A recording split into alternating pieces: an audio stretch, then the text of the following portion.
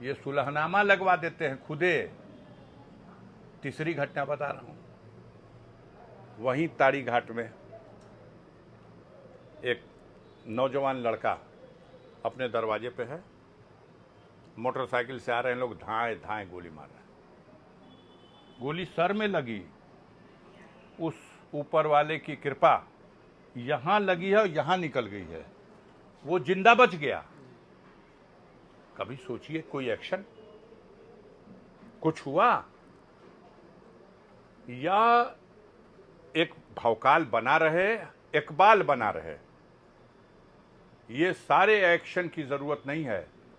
कानून में जो रास्ता, उसी रास्ते से कार्रवाई कर दो और समान तरीके से कार्रवाई करो।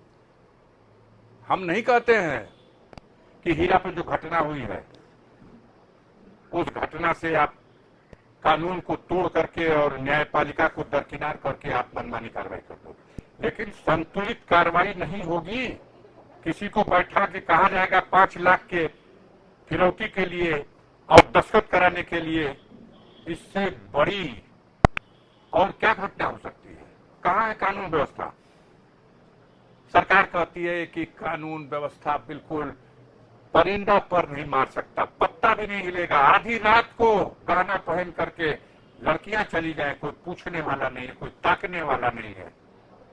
आए दिन बलात्कार की घटनाएं हो रही है, हत्या की घटना हो रही है, इस तरह के अत्याचार की घटना हो रही है।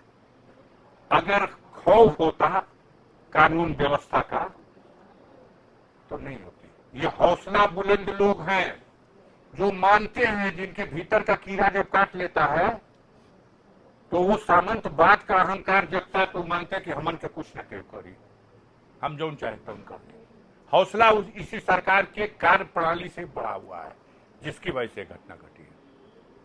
और ये तो सैदपुर का क्षेत्र है बाबू, देश की सबसे बड़ी पंचायत में, पार्लियामेंट में सोनकर साहब यहाँ के संसद सदस्य हुआ करते थे, राजनाथ सोनकर शास्त्री जी। उन्होंने आज से 40 साल पहले, सन 80-82 की ये बात है, 80 से 84 तक वही थे यहाँ सांसद। उस दौरान उन्होंने सैदपुर को चंबल घाटी कहा था, उत्तर प्रदेश की दूसरी चंबल घाटी। तो यहां तो वर्चस्व के लिए सामंतवाद अंगड़ाई लेता रहता है। अलग बात है कि बड़े चालाकी से आपके छाया में बैठ करके आपसे भी आशीर्वाद ले लेता है। जब संकट की घड़ी आने को होती है तो आशीर्वाद देने के लिए क्या तैयार बैठल बना। तब उस स्थिति में भी वो फलते फूलते हैं। आज का क्या पूछना है? सैया भय कोतवाल अब डर काहे का, जो चाहे हम कर देंगे, हमारा कुछ नहीं होगा, देखा जाएगा क्या हो रहा है। सांसद साहब, उत्तर प्रदेश के योगी आदित्यनाथ जी दावा कर रहे हैं कि अपराधी ऊपर चले गए या मिट्टी में मिल अब गए। ऐसे आगे बढ़ा, आवा प्रदेश पे, आवा देश पे बतियावत हुआ अफजाल अंसारी से।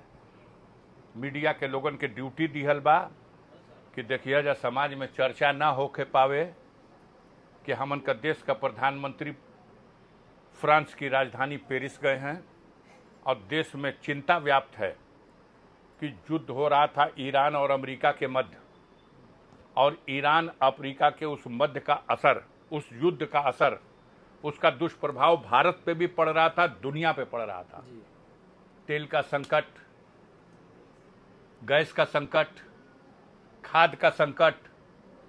प्रधानमंत्री को अपील करना पड़ा था कि आप प्राइवेट वाहनों में मत चलिए, आप विदेश की यात्रा मत करिए। ऐसी स्थिति में वो ट्रंप, जिसे हमारे देश में बहुत से ऐसे अंधभक्त हैं जो ट्रंप जी के विजय को अपनी विजय मान करके यज्ञ कर रहे थे, और वो ट्रंप लगातार भारत को अपमानित कर रहा था। इस युद्ध के दौरान भारत का जहाज मारा गया है, डुबाया गया है समुद्र में, भारत के लोगों की हत्या की गई है। हमारे प्रधानमंत्री का सामना हुआ है ट्रंप साहब से पेरिस में, दुनिया के सबसे खूबसूरत शहर पेरिस में। देश की जनता चिंता कर रही है कि पूछले जरूर हुई हम मोदी जी, कहले बड़ा कि दुश्मन से लाल लाल आंख करके बतियावल जाला। वो फोटोया नहीं खजा देखावत कि वो आके कुर्सिया पकड़ के खड़ा हो गए बड़ा, तब वो उठतो नहीं के बैठल बा ही तरह हाथ मिला। एक बार ये नहीं पूछ सके कि भारत के जहाज क्यों डुबाए गए, भारत के लोगों की क्यों हत्या की गई, नहीं सवाल उठ सका। क्या वजह है, क्या कारण है? लगातार भारत का अपमान हो रहा है, भारत के हितों के विरुद्ध फैसले हो रहे हैं। ईरान भी एक देश था, छोटा सा देश, बम गिरता रह गया। दुनिया की सबसे बड़ी ताकत है अमेरिका, और दूसरी सबसे बड़ी प्रचार की गई थी ताकत जो हमारा फादरलैंड है। धिक्कार है उस फादरलैंड के ऊपर। आज वो फादरलैंड इजराइल, उसका थोबड़ा बिगाड़ दिया ईरान ने, उसको गाजा बना दिया, मार मार के भूस बिगाड़ दिया और अमेरिका को विवश कर दिया कि समझौता करें। इजराइल भाग गया, हम नहीं मानेंगे। वो माना चाहे मत माना, पहले ही अमेरिका हट जाओ तो तू जब मन करे फरिया लिह। और अमेरिका के राष्ट्रपति ने स्वीकार किया कि अगर हम बीच में न होते तो 2 घंटा भी इजराइल मुकाबला नहीं कर सकता ईरान का। इस सवाल पे प्रश्न करो, प्रश्न करना है तो इस सवाल पे प्रश्न करो कि लोकतंत्र की व्यवस्था में, संविधान में जो एक लोकतांत्रिक परंपरा है, सिस्टम है, जिसके द्वारा जनता के मतों से चुने हुए लोग विधानसभाओं में या लोकसभाओं में बहुमत के आधार पर सरकारों का गठन करते हैं, आज क्या हो रहा है? तोड़ फोड़, खरीद फरोख्त, किस तरह से बंगाल में, महाराष्ट्र में, और अब सगुफा छोड़ा गया है उत्तर प्रदेश में। आइए इस सवाल पे बात करिए, आइए इस सवाल पे बात किया जाए जो जनता के सरोकार का मुद्दा है, सीधे देश का हित इन्वॉल्व हो रहा है। क्या कारण है? उस सवाल पर हमारी मीडिया अपनी जिम्मेदारी, जो लोकतंत्र का चौथा स्तंभ है, अपनी जिम्मेदारी से क्यों कतरा रही है? सत्ताधारी दल के लोगों से सवाल कीजिए कि आखिर देश का इतना बड़ा अहित हो रहा है, कब बोलेंगे मोदी जी? हम तो विश्वगुरु हैं, हमें तो शर्म आ रही बताते हुए कि जिसको हम आतंकवादी राष्ट्र कहते थे, भिखमंगा राष्ट्र कहते थे, वो सरपंच हो गया। अमेरिका और ईरान के बीच जो समझौता हुआ है उसका सरपंच पाकिस्तान हो गया। हमको तो शर्म से चुल्लू भर पानी में डूब मरना चाहिए। जिस राष्ट्र को हम भिखमंगा कहते थे, आज वो कहां खड़ा है? हम विश्वगुरु हैं, हमारी औकात नहीं है 18% टैरिफ लगा करके। आज बाजार है सैदपुर, जिले की टॉप रैंक की बाजार मानी जाती है। आ रहे थे, देख रहे थे, दुकानें शानदार बनी हैं, माल भी खुले हैं, ग्राहक नहीं है।